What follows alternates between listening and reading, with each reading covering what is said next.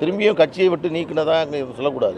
நாங்கள் சொல்கிறோம், தலைவர் பதவியிலிருந்து நீக்குவது ஏன்னா மூத்த தலைவர் சட்டமன்றத்திலே அவர் மூத்த தலைவராக இருக்காரு, அவரை நீக்குவது சரியா? அதாவது ஒவ்வொருவருடைய செயல்பாடுகள், கட்சியினுடைய நடவடிக்கைகள் அத்தனையும் பார்த்து தான் ஒரு கட்சியினுடைய தலைமை என்பது முடிவெடுக்கிறது. அந்த அடிப்படையில் இந்த எடுக்கப்பட்ட முடிவினுடைய தகவல் என்பது நமது செயலாளர் அவர்களுக்கு கொடுக்கப்பட்டிருக்கிறது. எனவே இதுதான் இன்றைக்கு உங்களுக்கு நான் சொல்ல சொல்கிறேன். தேர்தல் ஆணையத்தில் என்னன்னு சொல்லி உங்களோட தரப்புக்கு நியாயம் கேட்டிருந்தீங்க, தேர்தல் ஆணையம் என்னன்னு சொல்லி உங்களுக்கு? அதாவது தேர்தல் ஆணையத்தை பொறுத்தவரையில் பதிவு செய்யப்பட்டு அங்கீகரிக்கப்படாத ரிஜிஸ்டர்ட் அன்ரெகனைஸ்டு பொலிட்டிக்கல் பார்ட்டி இவர்களை பொறுத்தவரையில் தேர்தல் ஆணையம் என்பது மிக லிமிட்டடு ஸ்கோப்பு தான் அவங்களுக்கு இருக்குது. அதில் கட்சியினுடைய தேர்தல் போது சின்னம் ஒதுக்குவது, தேர்தலில் போட்டியிட்டு அங்கீகரிக்கப்பட்டு பிறகு அங்கீகாரத்தை இழந்திருந்தால் அவர்களுக்கான அந்த சலுகையின் அடிப்படையில் இதற்கு முன்பு பயன்படுத்திய சின்னத்தை கொடுப்பதற்கு தேர்தல் ஆணையம் செய்கிறது. அந்த சின்னத்தை இப்பொழுது எங்களுக்கு வழங்கியிருக்கிறது. அந்த சின்னம் எங்களுக்கு வழங்கப்பட்டு பதிவு செய்யப்பட்டு அங்கீகரிக்கப்படாத கட்சியாக இருந்தால் அதற்கான அங்கீகரிக்கக்கூடிய கடிதம் ஏ ஃபார்ம் பி ஃபார்ம் வழங்குவதற்கான அதிகாரம் என்பதும் தேர்தல் ஆணையம் அதனுடைய கட்சியினுடைய தலைவருக்கு கொடுக்கும். அதையும் கொடுத்திருக்கிறார்கள். இன்னொன்று, கட்சியினுடைய அலுவலகம் எது என்பது முக்கியமானது. கட்சியினுடைய அலுவலகம் 10 திலக் தெரு என்பதையும் தேர்தல் ஆணையம் இப்பொழுது தெளிவுபடுத்தியிருக்கிறார்கள்.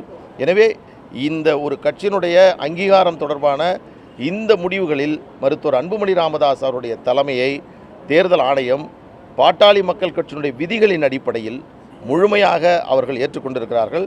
மக்கள் பிரதிநிதித்துவ சட்டத்தின் அடிப்படையிலும் மருத்துவர் அன்புமணி ராமதாஸ் அவர்கள் அதிகாரப்பூர்வமான தலைவராக தொடர்கிறார். அடுத்த கட்ட நடவடிக்கைன்றது கட்சியினுடைய நிறுவனர் மீது இருக்குமா, இல்லை இப்படி ஒவ்வொருத்தராக? அதாவது மருத்துவர் ஐயா அவர்கள் நிறுவனர், அதில் எந்த மாற்று கருத்தும் இல்லை. அவர் நிறுவனராக தொடர்கிறார்.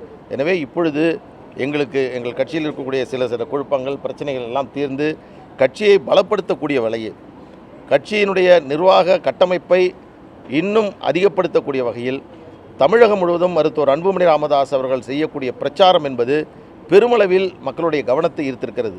பத்திரிகை தொலைக்காட்சி நண்பர்களாகிய நீங்கள் பெருமளவில் அதை மக்களுடைய பார்வைக்கு கொண்டு வந்திருக்கிறீர்கள். அதன் மூலமாக வரக்கூடிய சட்டமன்ற தேர்தலில் பாட்டாளி மக்கள் கட்சி இடம்பெறக்கூடிய கூட்டணி தான் தமிழ்நாட்டில் ஆட்சி அமைக்கும். அந்த ஆட்சியில் பாட்டாளி மக்கள் கட்சி இடம்பெறும். யாருடன் கூட்டணி, எப்படி கூட்டணி அமைப்பது என்பதையெல்லாம் உரிய நேரத்தில் கட்சியினுடைய தலைமை முடிவு செய்யும். நன்றி. பீகார் தேர்தலில் போட்டியிட போறதா சொல்லி தான் நீங்க மாம்பழம் சின்னம் பெற்றதா அருள் ஜி.கே.மணி அவர்கள்லாம் சொல்றாங்க. அதாவது பாட்டாளி மக்கள் கட்சியை பொறுத்தவரையில் அங்கீகரிக்கப்பட்டு 1989 பதிவு செய்யப்பட்டிருக்கிறது. எங்கள் கட்சி டெல்லியில் தேர்தலில் போட்டியிருக்கிறது, ஆந்திராவில் போட்டியிருக்கிறார்கள், கர்நாடகத்தில் போட்டியிருக்கிறார்கள். எனவே இது ஒரு தேர்தல் வரக்கூடிய காலங்களில் அதற்கான அந்த சின்னத்திற்கான கடிதம் கொடுப்பது என்பதும் அதற்கான கடிதங்கள் பெறுவது இயல்பான ஒன்று. எனவே பீகாரில் போட்டியிடுவது குறித்து கட்சி உரிய நேரத்தில் முடிவெடுக்கும். நன்றி.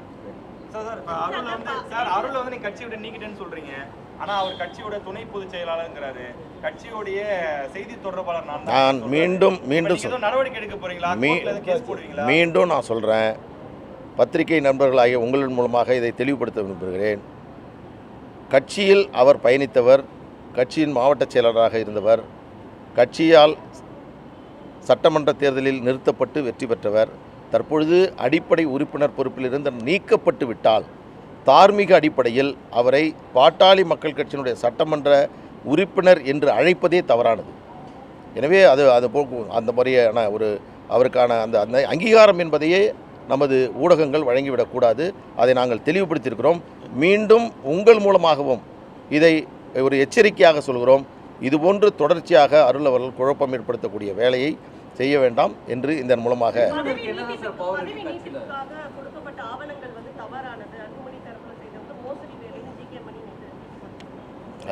அதெல்லாம் அடிப்படையாக வச்சு தான் இந்த உங்களுக்கு தெளிவுபடுத்திட்டோம். போன முறையே சொல்லிட்டோம், பைலாவில் கூட்டங்கள் நடத்துவது, மாநாடுகள் நடத்துவது, அதில் மருத்துவர் ஐயா அவருடைய வழிகாட்டுதலின் அடிப்படையில் அவர் அழைக்கப்பட்டு அவருடைய வழிகாட்டுதலின் அடிப்படையில் முடிவுகள் எடுக்கப்படணும். அதை நாங்கள் முறைப்படி செஞ்சிட்ருக்கோம்.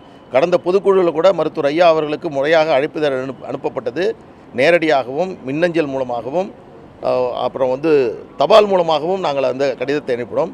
அதனைத் தொடர்ந்து அவர் வர வேண்டும், அந்த பொதுக்குழுவில் கலந்து கொள்ள வேண்டும் என்பதற்கான ஒரு இருக்கை என்பதும் அவருக்கு வழங்கப்பட்டது. எனவே செய்திகளை உடனுக்குடன் தெரிந்து கொள்ள கீழ்க்கண்ட கேபிள் மற்றும் டிடிஎச் நெட்வொர்க்குகளில் எம்நாடு செய்தி தொலைக்காட்சியை காணுங்கள். பாதகம் செய்பவரை கண்டால் நாம் பயம் கொள்ளலாகாது பாப்பா. மோதி மிதித்துவிடு பாப்பா, அவர் முகத்தில் உமிழ்ந்துவிடு பாப்பா. அண்மை செய்திகளை உடனுக்குடன் தெரிந்து கொள்ள இணைந்திருங்கள் எம்நாடு தொலைக்காட்சியுடன்.